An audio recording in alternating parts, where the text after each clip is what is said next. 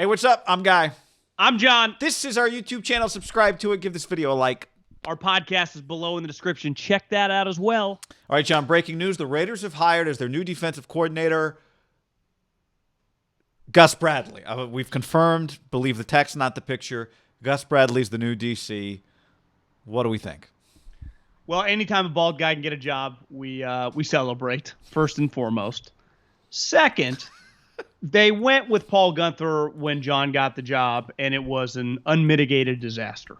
Now, I leave some room for error, and a decent amount of the drafting was horrendous, and they screwed up a lot. But clearly he wasn't good. His message of just basic NFL football was not there. I mean, guys, it's one thing to just give up yards and touchdowns. It's another thing the way they went about it consistently over a 2.5-year period, right? Yep. It looked a little bit like Ohio State's game plan against Devontae Smith, but on a weekly basis against just random teams. You're like, geez, Ryan Fitzpatrick, just name after name. It's not just Mahomes.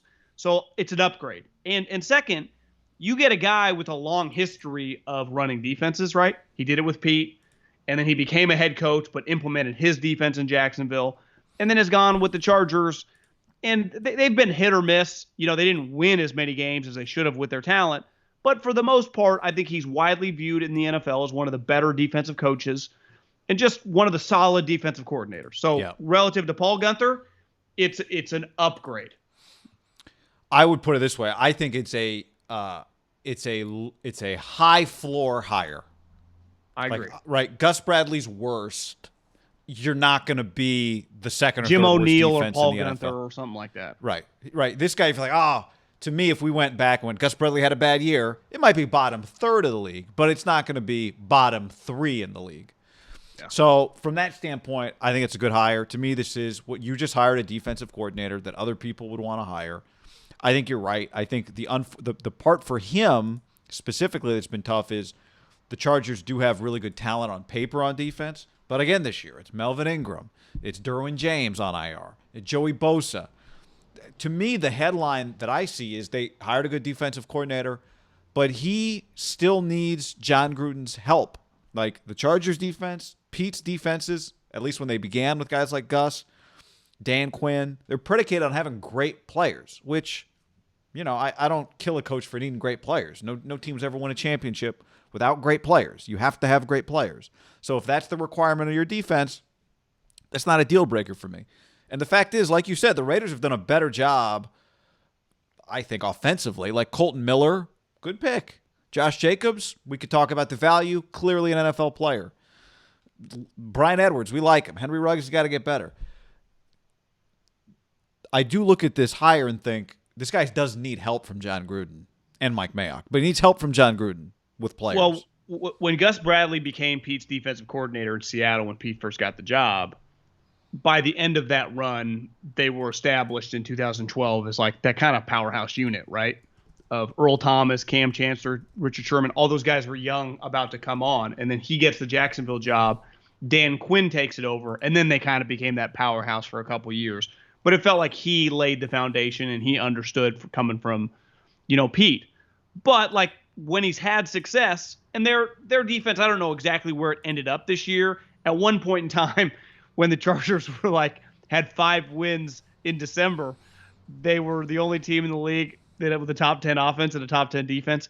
And again, when you say top 10 defense, usually it means yards, and I think that's pretty hollow. Yeah, they were 10th in yards, John, but they were 23rd in points this year. Yeah, to me, Belichick, he's always insinuated, and I think Saban too, yards.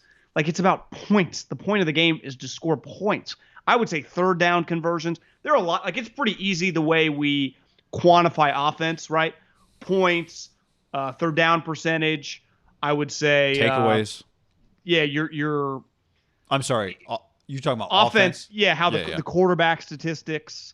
Rush yards per I think game. Sacks allowed is probably something we talk about a lot. Yeah, I think with defense, there is still an eye test, and I think he is now just considered one of the better defensive coordinators going. And for the Raiders, their goal is not Super Bowls.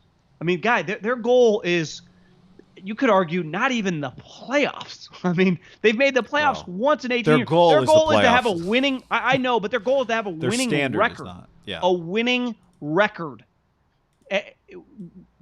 Dubau tweeted out yesterday, over the last 3 years, the coaches that are still employed over the last 3 years, John Gruden is the only one of that group not to make the playoffs.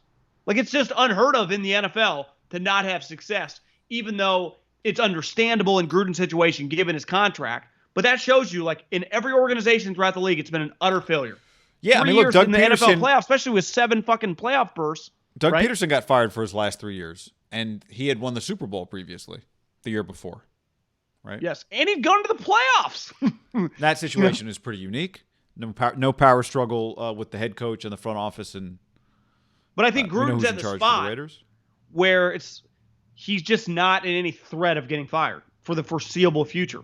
So it's like it can still be bad, and nothing's going to happen, which is kind of scary. And you start looking at the AFC like, where are they just going to waltz right into the playoffs? Like, it's going to be difficult.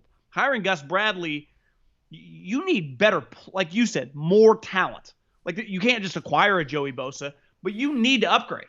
And I don't necessarily know how you do that because their draft pick, once you go 8-8, you're not drafting the top 10. Those type guys don't hit free agency. So it's going to be difficult. You are going to rely on Gus to just elevate those guys, right? And like you said, they battled injuries this year, but they still finished 23rd in points. And as someone tweeted, I think me and you, or you forwarded me something like, he was like the Chargers defense.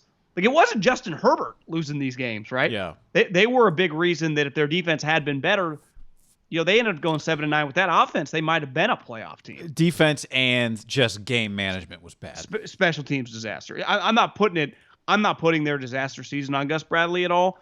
But I do think if we really dove into it, it's not like he comes, he's Rex Ryan's dad in the mid-'80s coming from the 85 Bears, right? It's not Buddy Ryan. Like, that's not exactly who you're getting. But I think the bar is so low, it feels like an upgrade, right? It is an upgrade. It is an upgrade. Yeah, I mean, look, if I told you the Raiders' defense next year was 10th in yards and 23rd in points right now, would you take that or not? Do you have the yardages up right now? Of just NFL defenses? Because the Raiders had to be bottom like 3 or 4. I think they were 30th or 31st. I don't have them up right now, but let me pull them up. Yeah, so I would say that would be a success. Would you take that? 23rd in points next year? To me, what is the number? Because their number was so high, it was like over 30, and you can't function that way. If you could get down to like 25, 26 with their offense, that might be 9-7, 10. And I still think it's difficult to make the playoffs, though, Guy, with a defense allowing high 20s. Yeah. I do have the defensive stats now. Points. Raiders Are there any playoff teams in the bottom 10? So I'll just read you from the worst and go up. Lions, Jags, Raiders, Vikings, Cowboys, Texans, Jets, Broncos, Titans were 9th worst in the league in points allowed. 1 spot behind the Chargers, who allowed 27 points a game. So maybe you wouldn't take 23rd. You'd say the Titans are a little bit of an outlier because their offense was elite. Yeah. And another element of the Titans is they had a 2,000-yard rusher, meaning that they control the clock at the end of the game.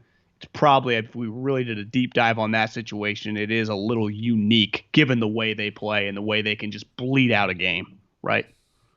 I'd say that group of teams you listed was like, God, shitty, opening. All these teams are like, yeah, who's going to be their coach, right? Everyone got fired. Browns were a couple spots ahead. The Browns defense hasn't been good either. Yeah. Top defenses in the league, guess what? Rams, Ravens, Steelers, Washington football team, Saints, Dolphins, Patriots. If you have a good defense, you're typically pretty good. Like, if you have a top 7-8 defense, you are at minimum. Like, it took a historically bad offense for the Patriots, and what they finished 7-9. Yeah, I mean, well, they got a genius. The Dolphins could have been a playoff team. Yeah. Giants, Colts, Chiefs. I mean, these are all. If I'm Gruden, I do everything possible to get a top defense because then I'm a lock to go to the playoffs.